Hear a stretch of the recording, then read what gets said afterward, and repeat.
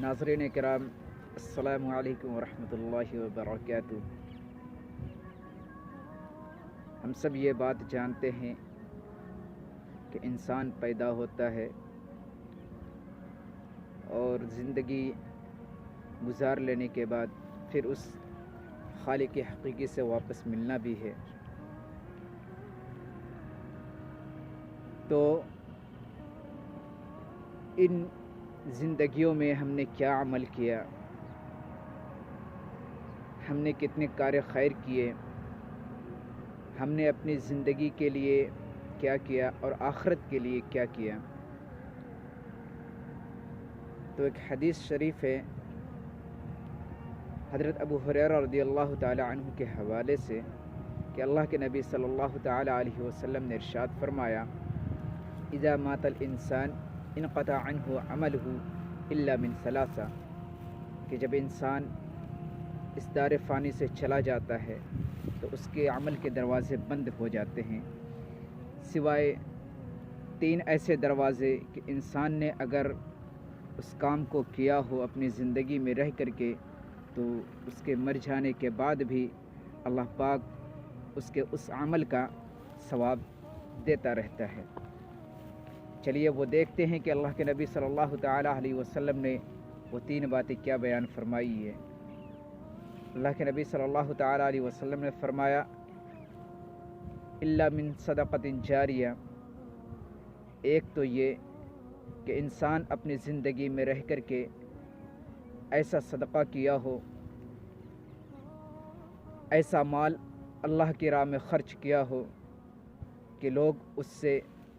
فائدہ حاصل کرتے ہوں، تو اس شخص کے اس دار فانی سے چلے جانے کے بعد جب تک لوگ اس سے فائدہ اٹھاتے رہیں گے، انشاءاللہ تبارک و تعالی اس شخص کو اس چیز کا ثواب ملتا رہے گا۔ مثال کے طور پر اگر اس شخص نے کسی مسجد کی بنیاد رکھ دی ہو، یعنی مسجد بنوا دیا ہو، یا مدرسے کی کسی عمارت کو کھڑی کر دی ہو، یا مدرسے کے اندر کوئی ایسی چیز دے دی ہو جس سے مدارس کے طلباء یا مساجد کے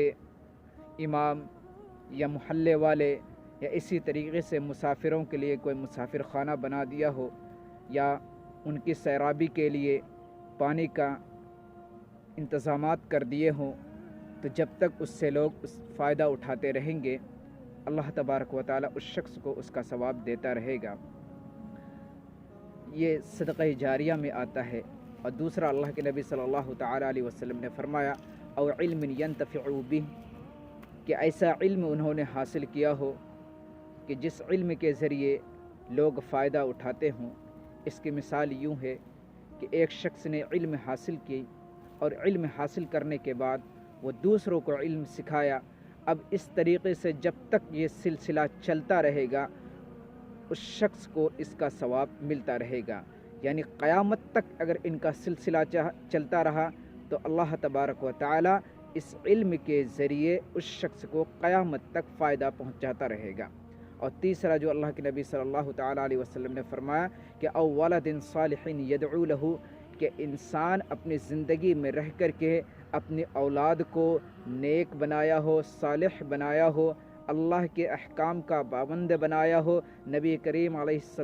السلام کی سنتوں کا پابند بنایا ہو، تاکہ اس شخص کے اس دنیا سے چلے جانے کے بعد ان کی اولاد ان کے پیچھے رہ کر کے اپنے والدین کے لیے، اپنے رشتہ داروں کے لیے، اپنے عزیز و اقارب کے لیے دعائیں مغفرت کرتے رہے۔ تو اللہ کے نبی صلی اللہ تعالی علیہ وسلم نے فرمایا کہ وہ شخص اگر یہ 3 عمل کر کے اس دار فانی سے گیا ہو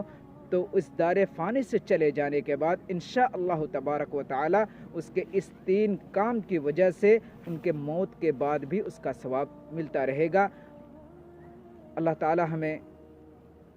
اپنی اولادوں کو نیک صالح بنانے کی توفیق عطا فرمائے، اور اللہ تعالی ہمیں ان 3 عمل اپنی زندگی میں رہ کر کرنے کی توفیق عطا فرمائے۔ وآخر دعوانا الحمدللہ رب العالمین۔